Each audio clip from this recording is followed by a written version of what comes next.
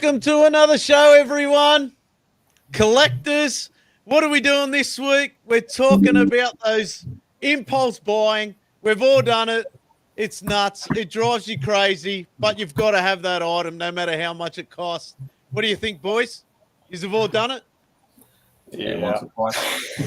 Yeah, in the past and in the future and in the present. Yeah. They're the ones you keep quiet from the missus and probably most of your mates as well. You never release the price, and you just look at yourself the next day or when it arrives and goes, what the friggin' hell did I just buy that for? But it always feels good a few years down the track, doesn't it? Always feels good. All right. The first thing I want to talk about tonight, I want to go straight into this. So I want to quickly talk about Sir Jim Ratcliffe insists he has no intentions of sacking Ruben Amorim and has indicated that Manchester United's head coach could be given 3 years to prove himself. Asked on Wednesday what would happen for the club's majority owners, the Glazers family, told to sack Amorim, Ratcliffe replied saying it's not going to happen. What do you think, boys? Is he going to get the sack before the 3 years if he doesn't get the results, or what's going to happen there?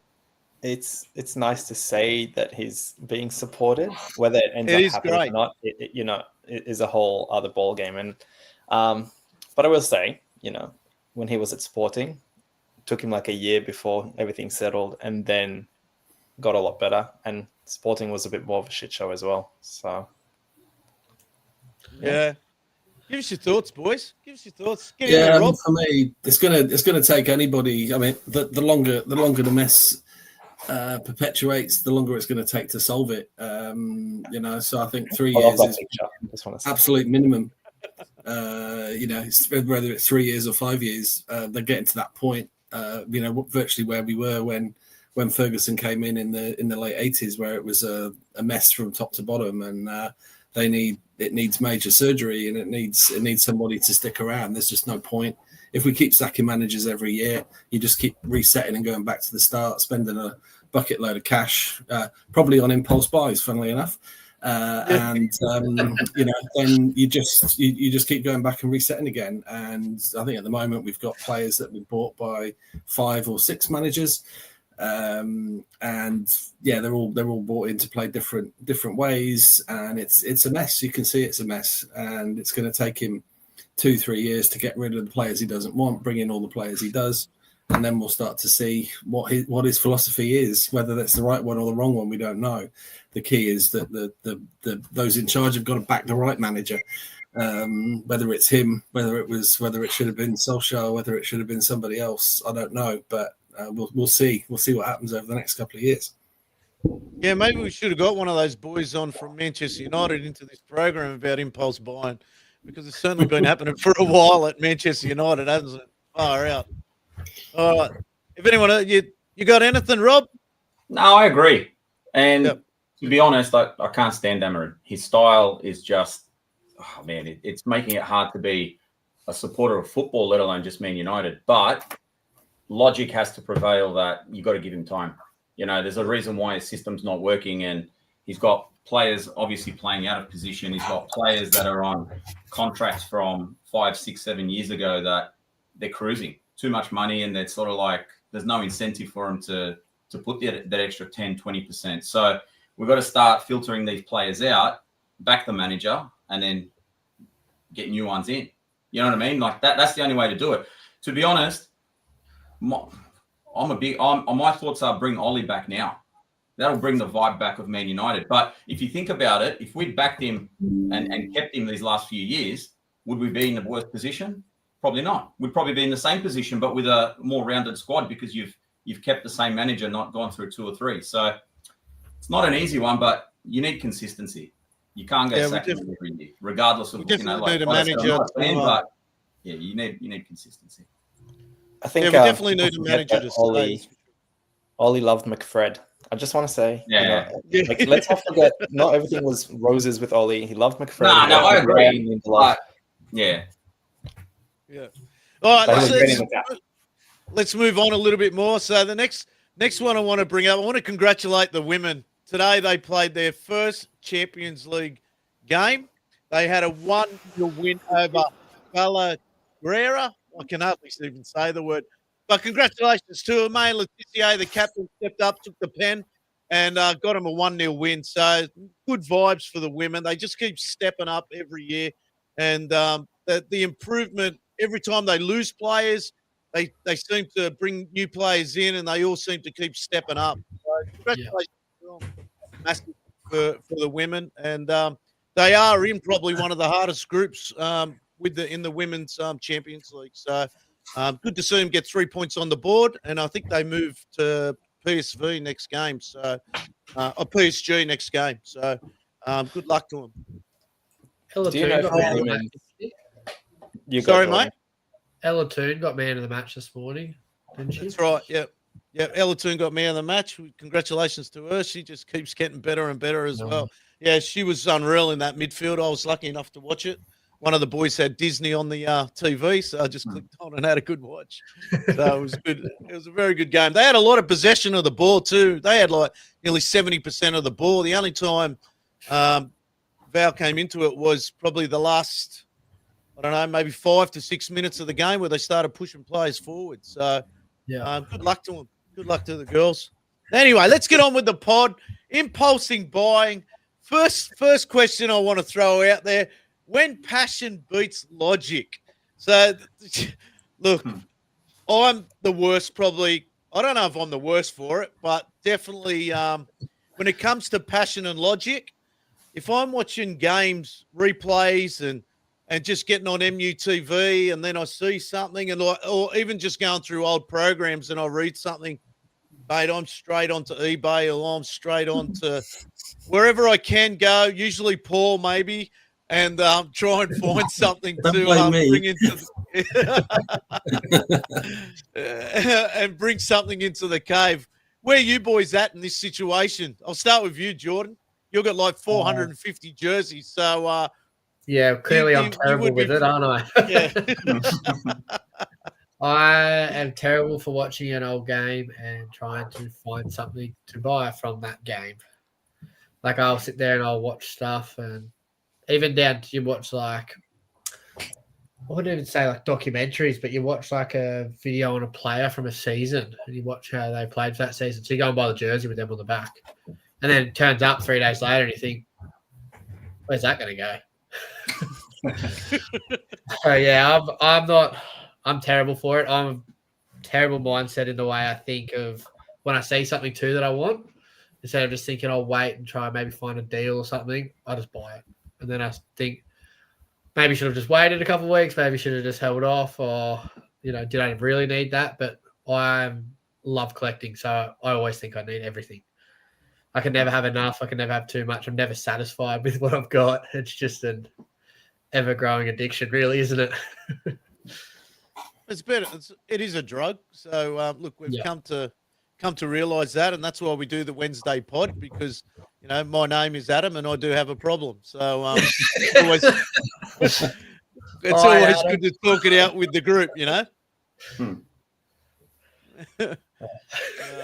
Feel free to jump in, boys. I mean, my issue is more FOMOing into rookie cards when there's a new release and this and that. Like, I've been better recently. But,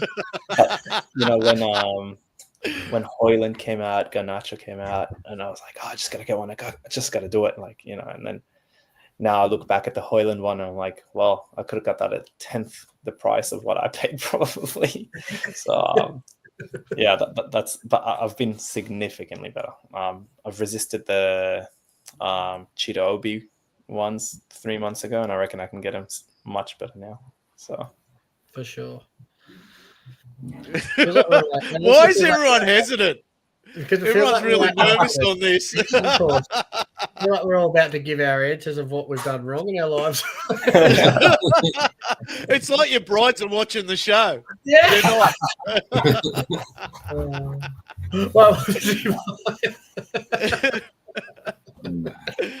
Mate, it's all about revealing. Get on there, Paul.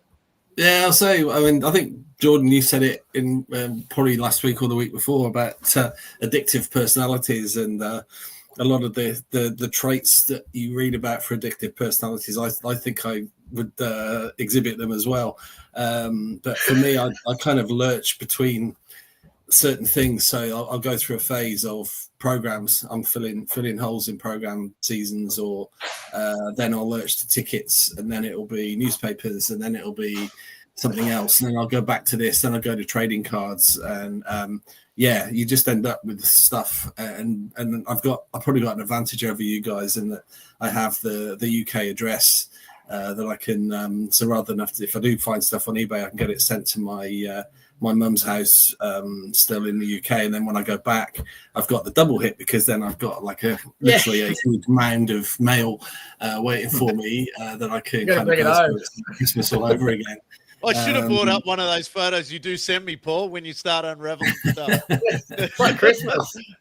Yeah, for sure. But it can make the I don't know whether it makes the addictive thing that little bit worse, in that you don't physically get the hit. So I'll buy something on eBay in the UK, have it delivered to my mum's, and I might not be going back there till next year, so I don't get the hit till next year. So if that's what I'm looking for, that excitement of opening the mail, then I like keep buying stuff. So you forget what you've got there, so you might end up with 3 of the same card, or 3 of the same ticket, or 2 of the same program, or something like that. So you come back with this huge pile of stuff, which you have to kind of bring an extra suitcase back, and then hopefully Australia Border Patrol aren't watching, because they'll be checking my bags next time for stuff coming in and going over the value. But I certainly lurch between all kinds of things, that anything United with United on it, I'm kind of interested in, really. And so you can kind of trawl eBay on United memorabilia, ephemera, or however you pronounce it, Manchester United misc, anything like that, and you can find some quite interesting stuff. And as soon as I see something that's a little bit different, I want it. And if I've got a couple of beers on board, or I'm watching it in the middle of a game that's a bit dull, we'll get to that in a sec. You just you can't help but hit that button, and it's difficult. So I've come up with a few solutions as to how to stop, but we'll get to that later, I think. I just want to quickly jump in there, because I've ordered something that's gone to your mum as well, and I almost bought the same card because of that, because I haven't had that yet, so I don't remember subconsciously that I have that card, so I can definitely relate to that. Yeah, I'm bad. I have to make sure I've got something coming for me every week in the mail. If I have nothing I'm waiting on, I feel like I don't feel excited to get home. You know what I mean?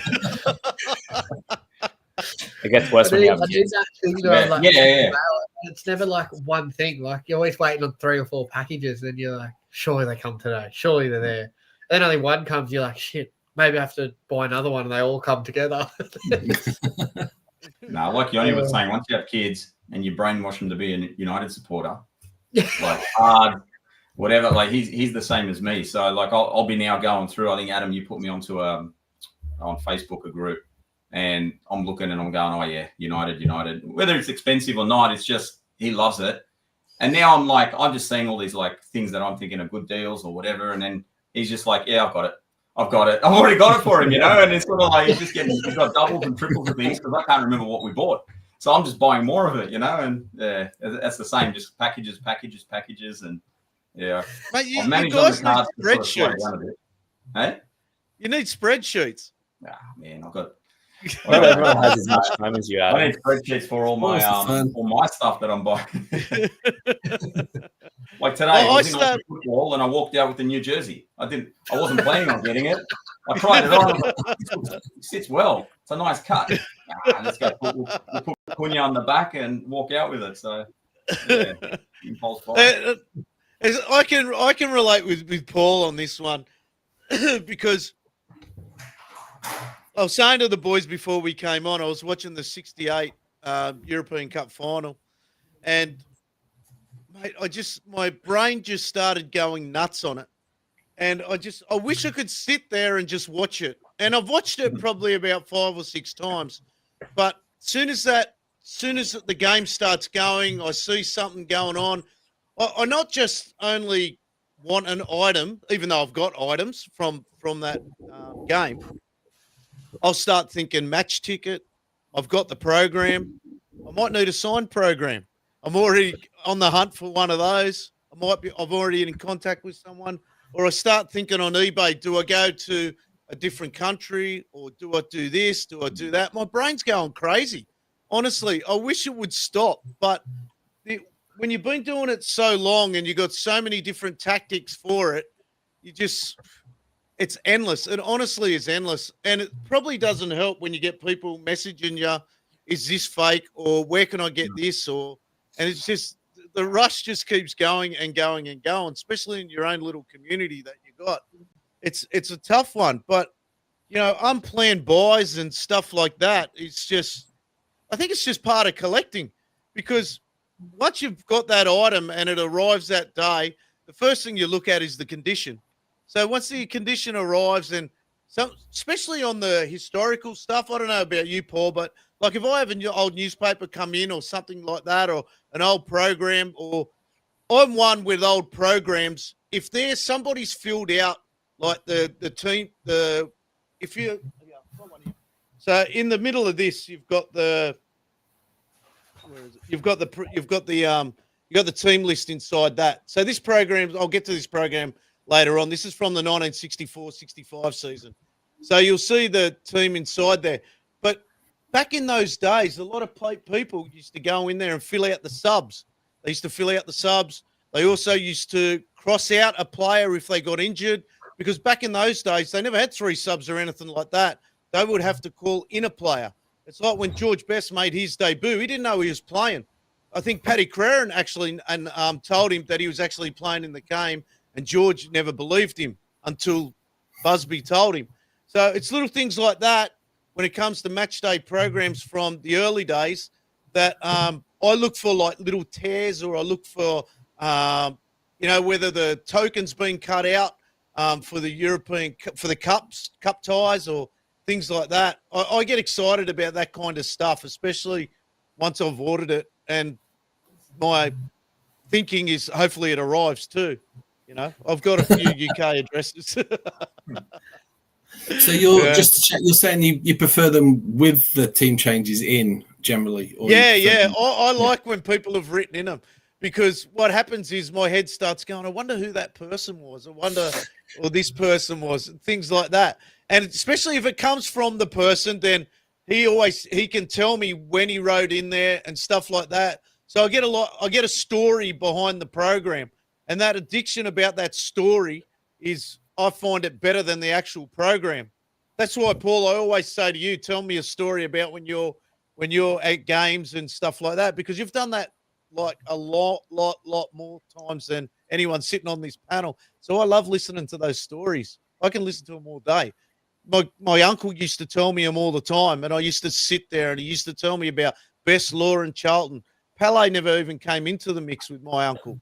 And I used to just sit there as a boy and just listen to these guys, listen to my Uncle Bill just tell me these stories. So it's become probably part of the addiction of collecting. I know that your eBay messages is full of you asking people for stories about how they got the memorabilia that they're selling. So fair. Yeah, 100%. And like even on my spreadsheets, I'll even put the little story, or what I'll do is I'll screen save what they've told me. I'll print it off and I'll put it behind the piece of memorabilia, or with the the program, so I never lose it, because if I ever sell it, cool. here's I like a that a story lot. for someone. Yeah, as much as like we talk about addictions and stuff like that and impulse buys, little details like that make it all the better to buy an item. Oh, Yeah, I love buying signed stuff a lot of the time, because I like hearing about how people, or ideally I like to get stuff signed myself in person. I love that whole adrenaline rush of trying to meet the player and get the stuff signed. But a lot of things I've got here signed from people. I like the story of how they got to the player, or where they met the player and all that. That's my big addiction, is signed stuff. Now that I've gone from having so many jerseys, I like to just add signed ones or match worn ones now. Yeah, definitely, man. Like there's nothing like, especially like if you're getting match worn stuff, like you would love to know every little detail about that. Yeah, for sure. Well, I have on all my match worn stuff. I have like a little piece of paper printed out with all the details from the game, how many minutes the player played, what position, what they did in the game, like if they scored, they assisted, blah blah blah. So it just gives you a bit of a backstory on the actual game that the jersey's been worn in. Otherwise, people will come and have a look at it and they'll go, "Oh, what happened in this game?" And I go, "I don't know." Yeah. Well, you're talking about before some of them still smell. Oh yeah, that 100%. blows me. That blows me away. Out of probably the 50 or so that I've got that are match worn, I reckon 40 of them stink. That's why they got a plastic film over them because they've been washed. I like the ones that have been washed because they've still got all the mud stains on them. Yeah. Like I've got ones from like a Copa del Rey final that Seville played Barcelona in 2017, and a player called Vitolo wore it. He was playing left mid in the first half. And down here, it's just got a green stain from when you did a slide tackle in like the 8th minute. Is that so? Do you go back? Possibly, yeah. Actually, the game where he did the goal from because I'm sure that was the final. I don't know if it was 2017 or 15, but yeah, it was 2017 because it's Seville and they wore the white jersey. Seville. Yeah, so it would have been that game. Copa del Rey final. Yep. So do you, when that jersey arrives, do you go back and watch the game or? Oh yeah, 100%. Mate, I would 100% watch the game. I'd even take a screenshot of that slide. Yeah, no, like I reckon there's a video somewhere of Jordan just smelling the shirt as well. Mate, the worst one I got, right? I got a Leo Senna one from Sydney FC last year for the Unity round. And I'm not joking. This jersey, I got it out of the box and it nearly knocked me out. It smelled that bad. Like it was real? toxic. But you can see, like, I love it because it's on the jersey. It's all the mud stains. You can literally feel almost feel his sweat on there. Not that I go feeling it, but you know what I mean. I'd love to get like a Maradona, like actual like player worn jersey, but they go for like 20 grand. But the thing is, because back then, he would get tackled so much, and like every jersey he has is like full of mud and things like that. Like. And even on Golden, like I've seen that they had like his like 12-year-old kind of like playing for Boca as a kid or whoever it was, I don't remember. But like even those jerseys they had, it was pretty crazy. Yeah. I've got I don't know if you guys remember from back in the early 2000s, but Yakubu played for Portsmouth, played for Everton and all that. I've got a Portsmouth match worn jersey from like the first 6 games of the Premier League season in 2002, and you can see he's like a big fella and they've washed it and stuff, but there's still stains all over the back of it because back then they wore him in like nearly for the whole season if they could. They just wore as much as they could until they got the wear and tear on them. Yeah. Rob, were you at that meeting that we had for the supporters club and what's that South American guy? He used to be the bodyguard for Maradona. Was it bodyguard? He was. Anyway, he's rocked up. He runs an academy out the eastern suburbs, and he's rocked up with 3. I think it was 2 or 3 Maradona jerseys in frames, stuff like that. Yeah. Wow. I forget his name. He was the one asking all the questions at the what do you call it at the function we had with Brian McLaren that last year. He smashed off his head. Well, he's got 3 Maradona jerseys. Yeah. I'm pretty sure it's at least 2. Yeah. Can you send me his number? Yeah, I probably could. Yeah, it wouldn't be a problem. Imagine. Do you have a spare, 10, 20 grand? Yeah. Yeah, Justin Galea was there. We might not be under the podcast anymore, boys. The business might be going on. No, I've got one. Jersey. What was that, Rob? I've got one just from the NPL, the local NPL here. But Blake Rashudo from Rockdale, he had a fight in the game with an ex-teammate, Bay Antonio. No, mates. But they just fired up and they grabbed each other and they're throwing each other and the jersey's all ripped. And I got that jersey. Sick. My son's got it and it's all like ripped. It's match worn. It smells exactly the same. But I remember like watching it and then even the next day, like on Instagram, they had a dinner together, and they were like mucking around with it. So I've got that memory, like you guys were saying. But we've got he gave my boy the jersey as well, so it's nuts. That's a cool one to get because it's such a local thing too. Yeah. That's right. I'll tell you what, the NPL jerseys these days are very collectible. They are very collectible because more Alyssa's boyfriend George, he was at Western Sydney Wanderers and he was getting rid of all of his stuff, and I ended up doing swap deals for him.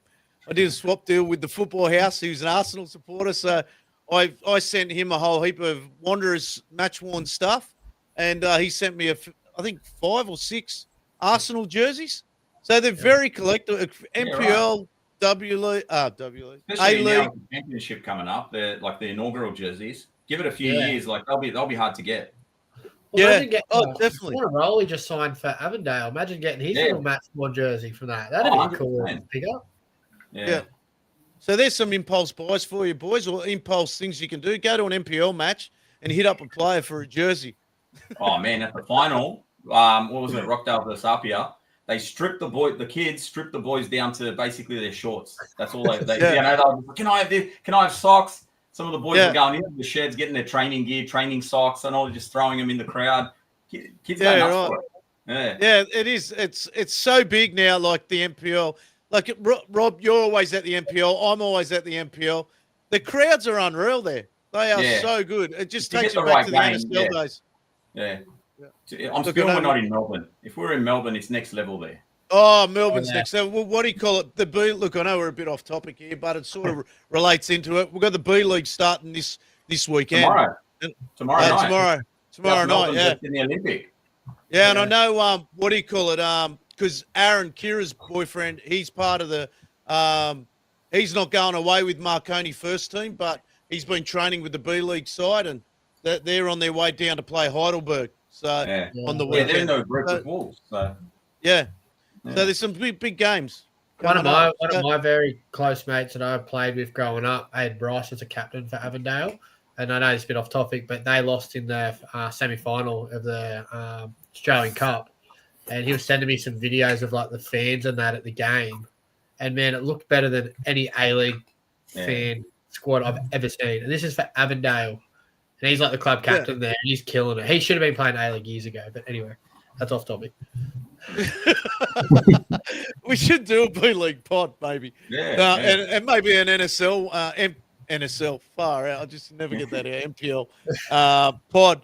Look, let's move on. Look, I want to find out these stories because all you boys were very quiet just before. So I want to know an impulse buy, and I want you to come out with it, that you had, that you regret buying, that cost you a little bit, but then you went, I'm glad I bought that. I'm going to start with Paul. Oh, God. It's a tricky one. I mean, probably, I don't know if you can maybe see it. The one I would talk about is probably you can see it at the top there. It's the one at the very top, the Eric Cantona signed where we were saving for a house deposit. And I happened to be at a football lunch, and it was there, and there were a few beers on board, and I bought it. And I kind of took it home very, very sheepishly, and was actually quite surprised by the reaction I got. It was actually quite a positive reaction to it. But I certainly I think at the time on the way back I was regretting buying it, thinking what have I done here when the beer started to wear off. But I'm glad I've got it now. And when we moved into this house, it was literally the first thing that went on the wall. So it went on the wall in I think every room in the house before we settled on this one. But certainly don't regret buying it. But yeah, I'm glad I've got it now. I've always wanted a Cantona piece, and that's it. And it's pride of place up there. You worry about it later, don't you? Johnny's very good at that, worrying about it later. Yeah. I look, I don't regret any of the cards I own, but early on, what would happen is, like, once I got into PWCC or like Fanatics and started collecting cards from there, you're paying USD and all that kind of stuff. But I had crypto at the time, so what I did is I sold some crypto to buy the cards that I wanted. And the thing is, like, one of the cards was worth about 35 Solana at the time, and that was about $700. However, if I just kept that Solana, it'd be worth like $8,500 now. So it's kind of like, I could have just used it. And but I don't think the card appreciated to the same level as that did. But it is still quite a nice card. So I mean, I don't regret it. You know what I appreciate about you, Yoni, is you're a bit of a gambler. So most people don't know that Yoni used to work at the casino, and so yeah. He's got numbers flying everywhere, Yoni. So he's very clever with numbers. So if you ever get into a conversation, unfortunately, no, not in that situation, but in other situations, you are. You're very clever. Yeah. Don't stay quiet, you two. Mine's not something I regret, but I've probably definitely overpaid for. Just a signed Skulls jersey, which I have shown before on the podcast from the Champions League final in 2008. I bought that probably mid last year, where I just watched a replay of the game, and then I thought, I don't have a signed jersey from that game, or anything like that. So what do? I jump on eBay, I have a scroll, I find one that's fully authentic with Beckett and everything. I buy it. At the time, we're trying to renovate our house. Half-finished bathroom, half-finished kitchen. Still got a manhole above you, I assume.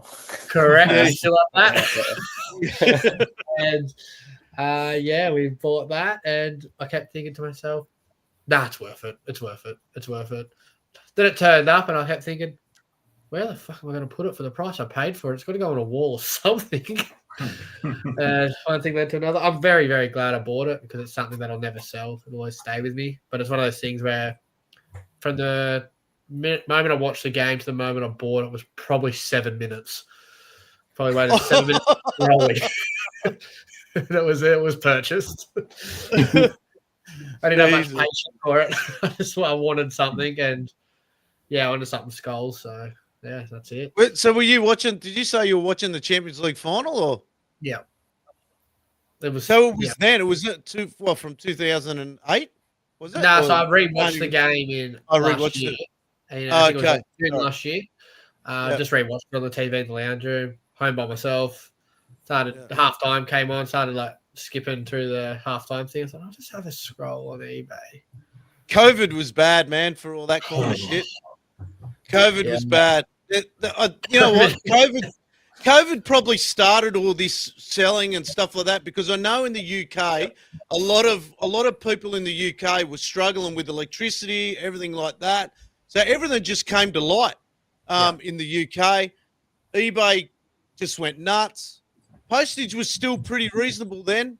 Wasn't until maybe a year after COVID that postage just started going through the roof. So I blame COVID for that. Me too. You had to get in quick. Yeah. I think our wives are blaming COVID as well. You know, they're just like,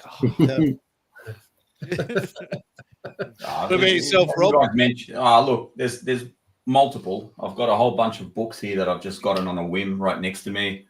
I've got the final hat, when Cobby was wearing it. I thought I've got to have that. I know, Adam, you got it for free, I think. I paid a mint for it. The year before that, the scarves they had on the seats at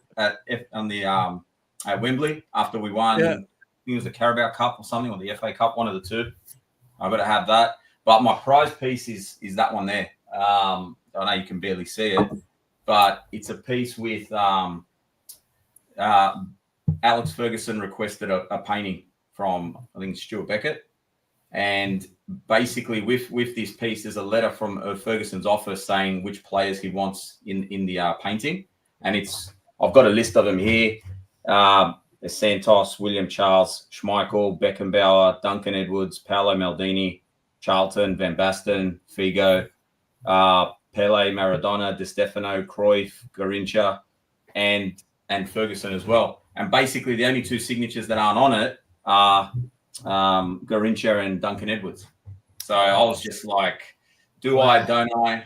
Broke the bank a little bit, but I did, and it's my showstopper on the wall. So that's a must-have. To be honest, I'm looking at it going, nah, this is like, to be honest, for all the signatures on it, for me it's cheap, even though it costs like a fair bit. Do you know what I mean? Yeah. But it's just nuts. It took him over 12 years to get all those signatures. Wow. In a period, and it's on the letter as well. So I was just like, no, I gotta have it. Okay, look, I've just got to stop us here for a second. I've had Dino in the Instagram live going, United has been sold. So I've just done a quick search online. Yeah, the Saudi thing. I was going to bring this up. Yeah. Wow. Yeah. So if you've already read about it, Yoni, lead the way. Go for it. Oh no, I haven't read whether they're sold or not. But what happened was there was a Saudi, the head of like sports in Saudi, like the guy who brings all the big sports in, who organized the entire situation about like United going there for the 10 million or whatever. He came out like, I don't know, 8 hours ago or something, saying that from his understanding, United's in a late stage of being sold to a Saudi kind of investor. But he didn't. That's as far as I knew about it. So I'm just looking up here. I don't know. I've just quickly done a Google search, so don't hold me on it. London Evening Standard News. The Standard News. Manchester United sale at advanced stages as shock takeover claims made. Cryptic social media post hints at major Old Trafford developments coming soon. Turkey Al-Sheikh has claimed that Manchester United are at advanced stages of negotiations with a new investor. In a post on social media, Saudi Arabian sports chief Al-Sheikh hinted that there could soon be a big news coming out of Old Trafford. Oh, fucking hell. Can you say his name again one more time, Adam? There's no chance I'm going again on that. No chance. Does it have a price or anything with it? No, it doesn't. But you don't even know whether it's just like, if it happens, they haven't said whether it's going to be Glazers or not, like Glazers or Radcliffe or whatever, you know. Yeah, that's. But he has to sell, I think, now, doesn't he? I think from my understanding, if Glazers want to sell, Radcliffe gets first dibs, right? And then if he doesn't want it, then they sell theirs to whoever it is, and then I don't know what happens. Yeah, that's my understanding. But yeah, I did see the piece, and it just seemed like it was someone on social media has posted something, and it's just gone. Yeah. So. Look, it is the Sheik, by the way, Adam. But the Sheik. What did I say? Yeah. But the thing is, to me, it's up there with Al Jassim. I apologize. Unless you actually see it happening, I don't believe it. Yeah, that's it. All right, let's move on. I'll give you mine. So a recent one. I'll give you a recent one that I had. Right. So all you blokes probably know. There's a guy not far from me. He's had a whole heap of Manchester United stuff. Yoni's bought some stuff on him. I think Jordan has as well. But he had this Ronaldo doll. I'll bring it up. And so he had a Ronaldo doll. Everyone knows I love my Manchester United toys and stuff like that. So I've ended up, mate, from the time I bought from him, which probably was a year ago, this doll played on my mind. I'm thinking to myself, I've just bought all this stuff. I should go and get that. And it's been playing on my mind for a little while. So I've got it here. Here it is here. It just sits proudly. It sits proudly because you can't get hardly any of these around, right? And so can you send to that Ronaldo, please? So the actual doll is dressed in the 2003 gear, so his debut gear, and the actual photos the following season. 2004. So Ronaldo, if you're watching this pod, I'd love to get this signed. I've got your signature printed on, but I would love to get the actual signature.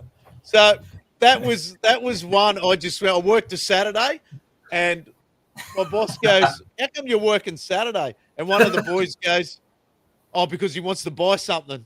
Wants to buy a doll. Yeah, I want to buy a doll. Yeah. So, all the boys at work know what I'm like. So he goes, yeah. And going to work.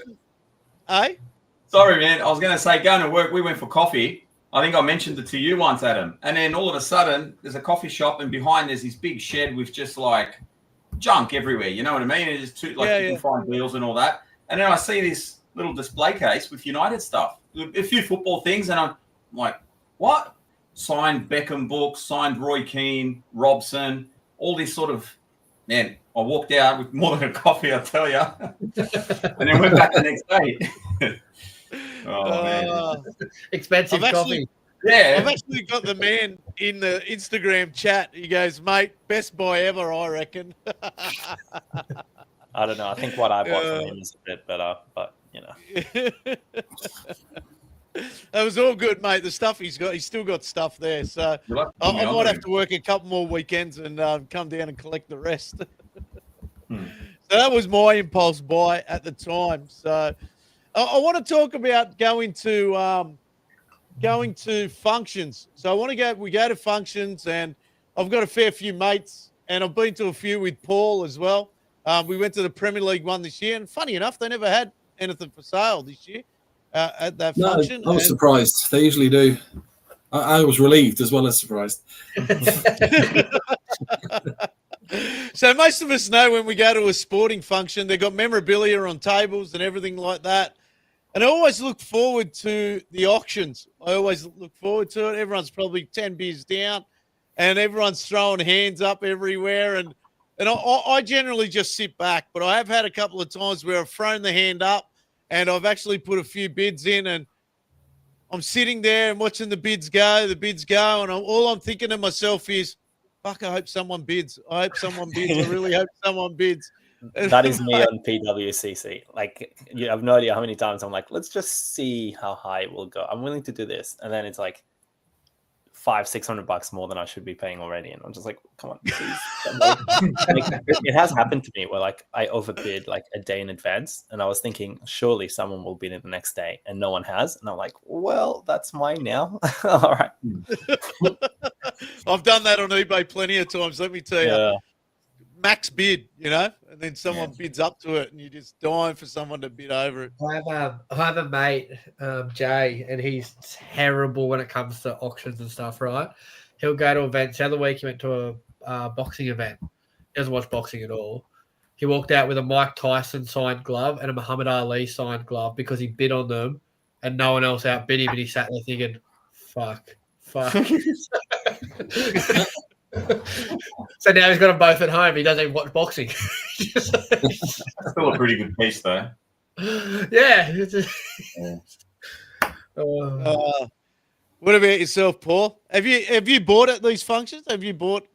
I mean, the Cantona one came from one of the football lunches, so that's one of those. But it was more of a they call it Dutch auction, where you write your bids on an envelope or whatever, and then if you're the highest one, you kind of get it for $1 more than the previous highest bid, kind of thing. So that was that one. But yeah, I've generally been pretty good at these kind of things. It's more the eBay, the antique shop, or the the kind of memorabilia store that I have my issues, shall we say.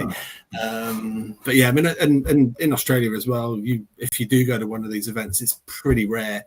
You don't necessarily find United stuff at every one. Sometimes these days you might find a City shirt, which tends to get no bids anyway. Or you get some other stuff. You rarely get a 10 different Premier League shirts. You might get one or two, and it's not always United. So I can be quite safe at these, I think. It's the same thing with the like the card shows and things like that, or like collectible kind of shows. I feel like pretty much there's very rarely any, let's say, pre-2010 collectibles that are in soccer that pop up in these things. And it's the same thing with cards. Like you never ever see anything that's pre-2004 probably in those shows, which is why I don't go to the card shows as much anymore, because I prefer the older cards than I do the new ones. Yeah, I've been going to a lot of, I like the card shows, like being in that environment of like the collecting stuff, but there's never any vintage in soccer ever. But you collect other stuff as well, don't you? Hey, do you collect? Was it you or Elliot that collects like Pokemon and stuff like that as well? I collect a bit of basketball and UFC, but I don't collect. So if you get basketball, you get that a lot in the card shows. I don't collect it that deep. I collect like a bit of the vintage, like Bull stuff, like the Michael Jordan era. But again, like at those card shows and that, influx of like NBA so much, but people's prices they're through the roof. Yeah. Those. Yeah. Like the other one we went to, the one in Sydney at the Roundhouse. There's no reception in the inside the event, so no one can look up comps on cards. Really, no reception. Like I've been there, but I just don't remember whether there was a reception or not because that's the first one. There was no reception. There's no aircon on that day, and everyone was sweating, and no one could look up comps on cards. So people were probably marking up cards to be, 200% the price of what they actually are. But people were just paying it because they didn't know what they were worth. You can't look them up. I've got a message here on Instagram, and from Seasons in Red. He said, "You may have covered this as I've jumped on late, but have any of you paid through the nose for something and it's not turned up?" Yep, Jordan. I'm currently waiting on a blue snowflake kit, a grail for me. Yeah, well, so that was the blue snowflake kit was my first kit I ever got, which is. Thanks for calling me out there too, Adam. Just going to try and say that one. This one here, I wore this jersey just about every training session when I was playing park football in the 90s, and mate, it's still in fantastic condition. And I've still got the leaflet that it came with. I've still got the flyer when my Uncle Bill gave us the flyer. He said, "Pick something from this. I'll get you the jersey." I've still got it in my collection. That's cool. Yeah. Jordan's real question is, does it smell? Like he wants to know. But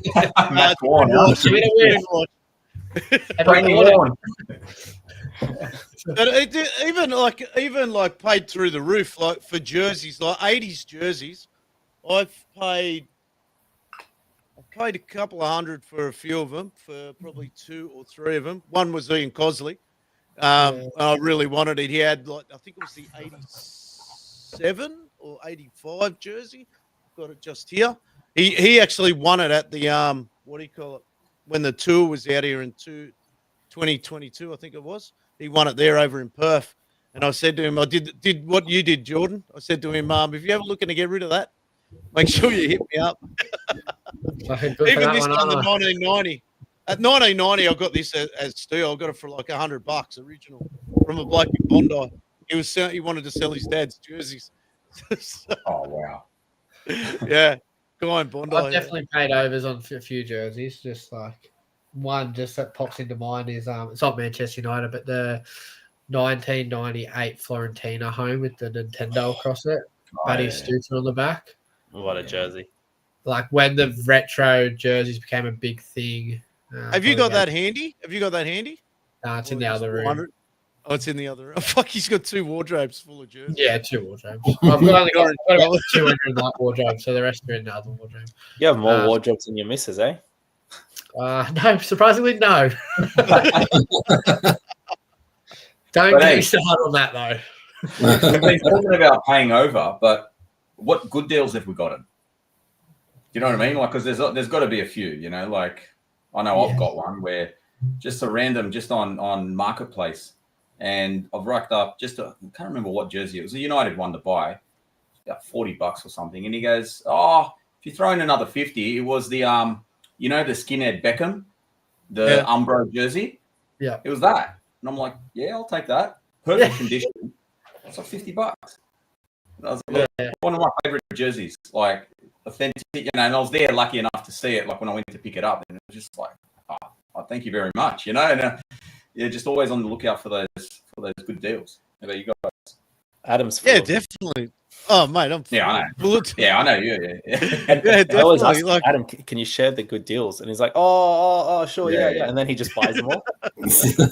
Well, I think I spoke about one recent on our last pod, but I got the 1992 home kit with the laces, and I originally had it, and I got Brian Robson to sign it when he was out here in 2013.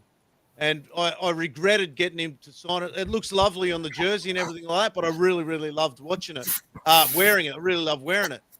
So for about, I don't know, probably since 2013, I've been looking to get that jersey again so I could wear one. And I've never been able to find one at a reasonable price. about 2 months ago, 3 months ago, I found one for $50. Wow. Yeah, that's good. Very good. One of the deals that springs to mind for me, which I definitely didn't overpay for, is kind of like an old family friend of ours. He works in the WSL and the surfing. He's a photographer for him. He lives in Merriweather. He got me a signed, anyway, off topic, but signed Mick Fanning rash shirt to me that he wore in Bells Beach one year. And he used to collect a lot of soccer jerseys, football jerseys. And when I went over to pick it up, the Mick Fanning one, he had a 2000 authentic Brazil R9 jersey. Never worn, just had it in his collection. He's like, "Oh, if you want that for $70, you can just take that, man. If I know you collect them." I was like, "Yeah, no worries." You're good, a guy. Oh, that's the guy. He's actually on eBay, isn't he? That fella. Yeah, And he's actually got United items. Yeah. A very hard man to negotiate with. Let me tell you, I'm pretty good at negotiating. If you know him well enough, he's very good. He's actually. You just need to send Jordan his way. That sounds like what you need to do. We've had this conversation, Jordan. Did we not have this conversation about a few items that I really like from him?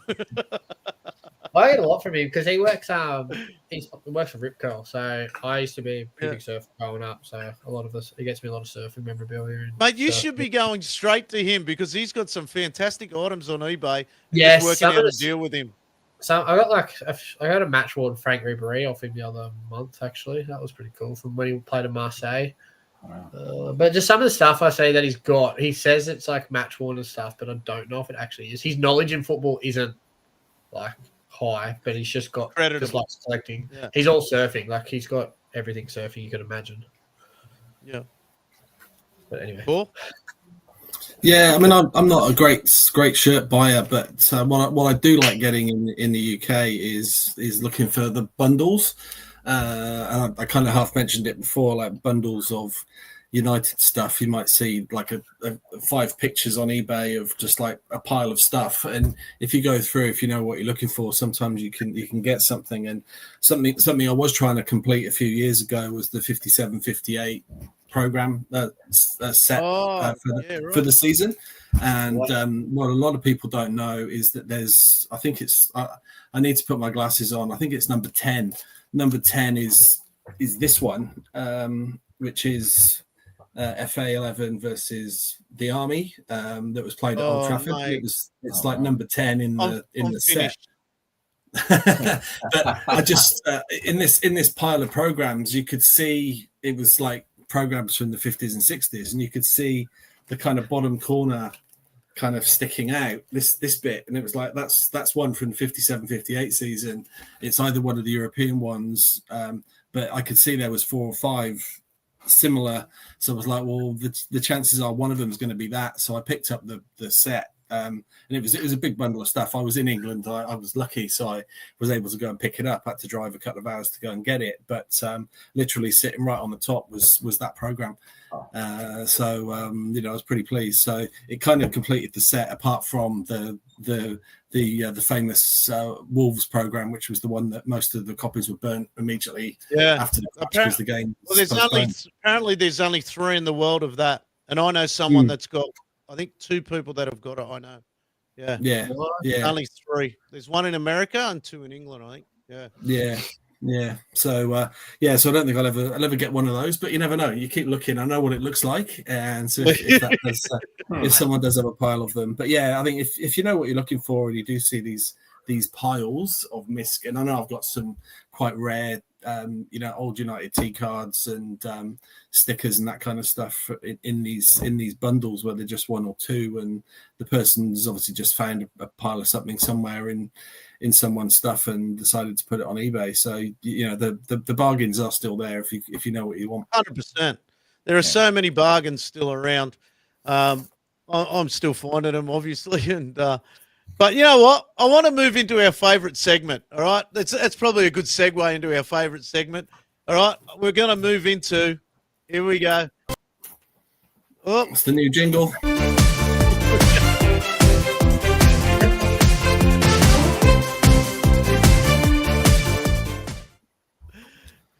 Show and tell. Everyone knows if they come to the cave, we need show and tell. Mate, anyone comes visit, You got to bring something. Yoni always brings his cards. Jordan's coming down on the 19th, so he has to bring some show and tell. Rob's been up to the cave. We've got to get Paul in, but everyone loves show and tell. I thought I'd put something together, a little bit corny, but I love it. It makes me happy. It brings a smile to my face. So let's get into it.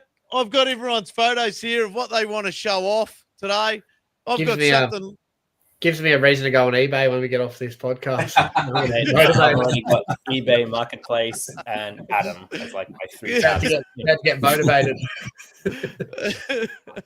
I always go. Paul's probably my eBay. I love just going to Paul if I don't have anything, or usually see if he would generally have it, and I would go, "What's it look like?" What's it look like? What's it look like? What does it smell like? What's it smell like? It seems to be the thing this pod. All right, let's start with the man that's on debut. We're going to start with Rob.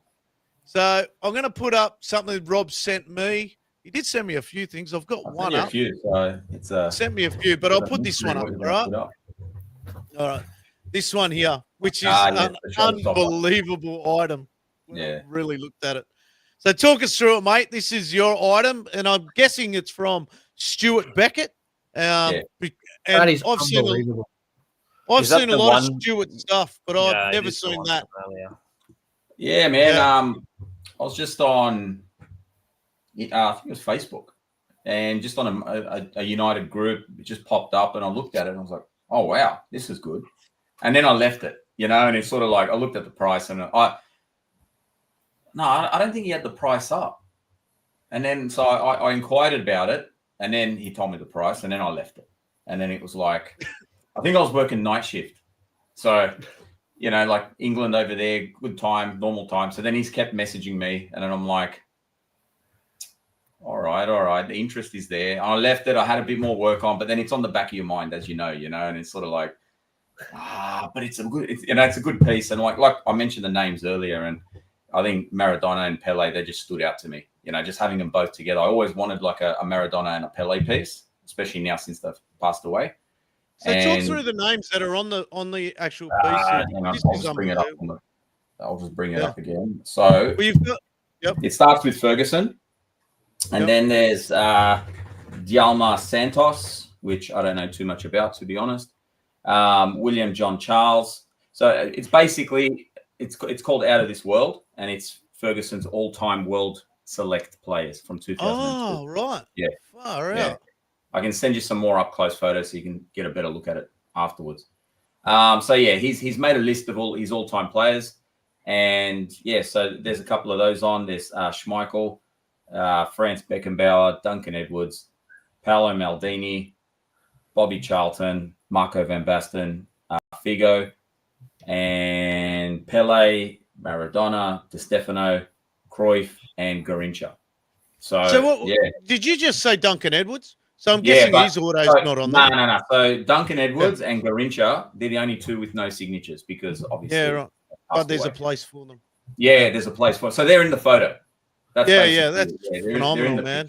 That's such cool. Just all those names. It was I just couldn't let it pass. And then even just getting it over, like it came over from England, and I've had an instance where a painting that I bought as a Rashford painting, it received it and it was opened, painting gone in the package, and I was like, what's going on here? Because some, like you guys would know, sometimes it comes from overseas. The post office will put in a package that, just to seal it, but there was nothing there. And then I took photos of that. I was lucky enough in that case, it was a painting that the artist could just reproduce and send it to me. But this one, like, it's a one, you can't get that. So I was sort of like, oh, look, I don't mind paying, but can you do extra on the delivery? Just making sure it's all secure and do this and do that. And for certain things, he was a little bit tentative, probably thinking I'm like a pain in the ass buyer, but it was, like, I thought if this goes missing for the price I paid for it, I'm just spewing. So, but it got there and came in and it was all good. So, and then, like I said, it was just when I was putting up this whole arrangement in my office, and it was sort of as soon as you walk in, it's probably one of the first things you see in the center of the room, and everything sort of spanned around that. So, yeah. Wow, Beautiful. that's awesome. So I'm not going next after that. It's probably only going to get worse. So you're probably better off going, Jordan. Oh, really? Let's add Paul. Paul's got a couple of crazy good items. Okay, Paul. Yeah, I'll put this one up first. What's going on? Yeah, I've got the same picture. Oh, this one. So this one. Really, we were talking about impulse buys, and this, to me, this is just a throwback to the old days of impulse buys, before games were all ticket, and before you had to plan literally months in advance whether you're going to go to a game or not. This is just a flyer from the train for the train from Manchester to Liverpool for a game, United against Everton over Easter. It's got the train times on it, so literally you could turn up on the day, and I did check this. It was pay at the gate to get in, so you could just pay probably 50p to go in and watch the match. That's clearly had to get your ticket for the train ahead of time, but so there's a bit of planning there. But you could literally have the impulse buy of deciding the night before that you were going to go to the match and turn up and go and watch it. I should have done an Adam and found out what the score was and got the program out as well, but I haven't. Maybe we can show that next time. But I've got a few of these little flyers in my collection. It's just part of the kind of my urge to protect the sort of social history of United and some unusual stuff that probably not a lot of other people would have in their collections. But that's that one. And this second one is a series of sheets. It's an impulse buy, and it was a mistake. I saw it in an antique shop in Gloucester, actually near to my hometown, and thought it was like a George Best comic. And there's about 5 pages of it, and you could see there were 5 pages of it. But when I got it home, I actually realised that it's not a comic at all. It's just 5 pages that have been taken out of a book, basically. It's just I'm not sure what the book is, but it's quite interesting. The stuff that's on it. There's some interesting pictures. Tells you a bit of history about George Best and that kind of stuff. But I think I probably paid £5 for it. I didn't pay very much, but when I got it home, it certainly wasn't what I was expecting, and I probably should have done a little bit more research at the time rather than thinking, "Oh, that's George Best. I'll have it." I should have probably got it out of the plastic cover that it was in, had a bit of a look, and I'd have probably realised pretty quickly that it was actually just pages of a book and not. It's still a great item, though. Yeah, cool. Yeah, it has a little story to it. You wouldn't find that around, Paul. Probably not. I don't imagine there's many. There might be some of the books around. I don't know what book it's from. But it's maybe I'll find the book one day. But it's interesting. It didn't cost me very much, but I certainly had the regrets when I got back because I thought I found something a little bit special. Beautiful. All right, Jordan, here we go. I'm going to put your first one up. Oh, yeah. Well, yeah, that's what just came in the mail 2 days ago. My Dennis Law signed card. I'm very, very, very happy with it. Yep. It's a lot. Pretty much from the same. You know the year? What year is it? 67, isn't it? Yeah, 67. I think it's 60. No, is it 67? I think it could be 69. I think it could be 69. Actually, I think it is. I think there was a 67. 69. Yeah, I think it's 68, 69. Yeah. But yeah, I was stoked with it. It's probably one of my. Don't sound so excited about it. Huh? You always get depressed when somebody else brings something up. You have to follow up. Rob now. I'm going online to find another one of pictures. Impulse buying. Mate, he shot to pieces tonight. I'll tell you, he's gone. Oh, mate, that is an unbelievable piece. But yeah, no, I'm stoked with this. I don't have any Dennis Law signed stuff, so I need to add something. Yeah, no. It's a cool card, man. Yeah, I got one as well. I'm really happy with. I want to get it slabbed up and protected. But yeah, I don't. It came with like a little authenticity card and stuff with it, so you can actually show that it's legit. And he actually did a nice job of those. Yeah, he gave his little personal card as well, which is Yeah. nice. And he's I got a definitely story doing off him it. how he got them done too, which was good. He told me he got it done at private events that he did through his company, which I looked up his company and everything. It's all legit. So yeah, I'm stoked with it. Does he have Do more? you want me to put your other one up? Does he have another one? He's got Bobby Charlton ones. He's got Bobby Charlton. I think Yeah, he I've has got a one good more Bobby Dennis Charlton Law. one though. You know. Yeah. Do you want me to put your other one up, Jordan? Yeah, go for it. Yep. It's just You gonna talk us through it? I did only just loaded on one. Just Okay. a signed Manchester United home jersey, but it's like signed to me.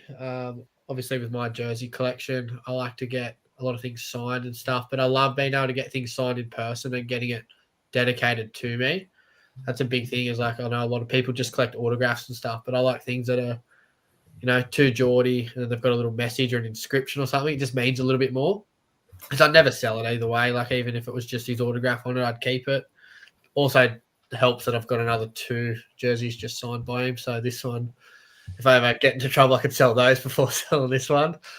But yeah, and I like getting stuff signed to me. It just means a lot more. And it's nice meeting the player. That was an interaction that I had with him that I'll never forget. There's photos of him signing it while I'm standing next to him, and he actually surprisingly remembered my name that day after I'd followed Adam around a million times at Western Sydney Wanderers ground. Met him a bunch of times, and I got that one done at the Central Coast Mariners Stadium after the game, and he came over and he said, "Hey, Geordie, how are you?" And I got starstruck. And I started crying. And I remember going, "Do you know who I am?" And he goes, "Yeah, I see you nearly every weekend." And he goes, Very cool. Have you got anything, Johnny? Because you came late to the party, so you mightn't be ready. I haven't really bought anything. The last thing I bought was those signed cards that we all bought that I got, but I don't know if Jordan's gotten. Oh no. Yeah, I think they arrived. Mine turned up actually the same day the Dennis Law one turned up. Thank God. Yeah. Slightly getting worried. Yeah. I mean, I was excited because obviously I had the Ander Herrera one, and I'm your boy. Yeah. My one day I'll meet the guy. They're 3 of the ones. All right. Got. Okay. Anyway, go Adam. I'll go into mine. Okay, where is it? There. All right. So. Oh yeah, looks good. You get the same one. Yeah. So this program's from the 1964-65 season. It's the last home game. United were actually in second place at the time, and I think that they must have had 2 games to go, because I was reading on the back here, United, and it's funny enough when you read through this program. So Matt Busby thanks everyone for the season, and they can't come to the last home game. Let's make it a good one. We're going to win another championship and stuff like that. So this United won the game 3-1. There was 2 goals by Dennis Law, and the other third one was scored by George Best. And I was lucky enough recently. I had Paddy Creran sign it, so which I was. It's on the screen, so I don't need to show that. That's awesome. That's pretty cool. And this one here was actually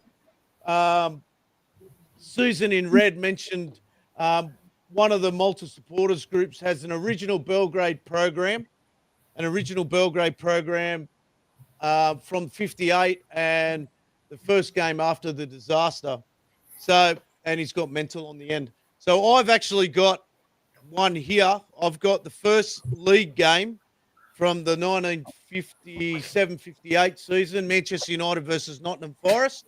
I've actually got it in a one-touch. This is the actual program where the inside wasn't filled in because Jimmy Murphy was still trying to get the team together. And so everything, the team list inside is all blank. I actually think this one, you remember how I was saying I don't mind people filling them out? I think the person actually filled this one out in blue pen. I actually picked this up on my last trip. I actually organised a guy while I was over there, just happened to pop up, and I caught the train into Piccadilly, or the tram into Piccadilly, met the guy at the station and done a cash deal with him, and it's now in the cave. So I got a one touch for it the other week. Another item home with you. Brought another item. Yeah, the bag was overloaded, but yeah. So which one's that, Adam? Is that the Sheffield Wednesday or the Forest? Did you say the Forest game? Okay, because the team sheet shouldn't be blanking that one. I don't think. I'm sure it's blanking this one, unless I've got both. I don't know. Because I've definitely got one that's. If you can give me a sec, I'll tell you. But I'm pretty sure I can easily take it out of this. Yeah, just say Adam, you just take it out. Yeah, bloody oath. I want to know. I'm pretty sure this one's blank. You want to send me the link to those cases for the programs too? Yeah, I will.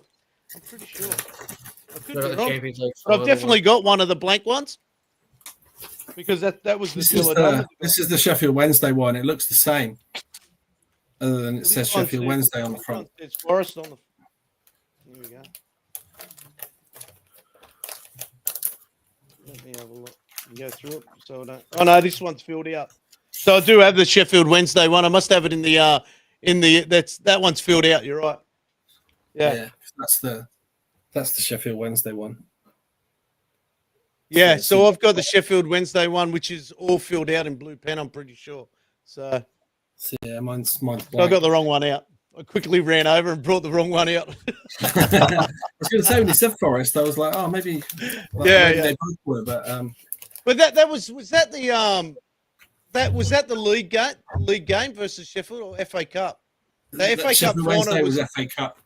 FA Cup, yeah. Forest was in the league. Forest the league game, yeah. So that's it. That's it for show and tell. What else have we got? I've got to do a little bit of a so we've got these boys coming up. Where are we? What does that keep doing that? There we go. We've got Big Boys Card Show. It's at the Workers at Blacktown, October 19th. I've just got a little bit of a thing from them, packed with more vendors, graders, and insane variety than ever before, all for the same unbeatable entry price. It's a bargain, $5.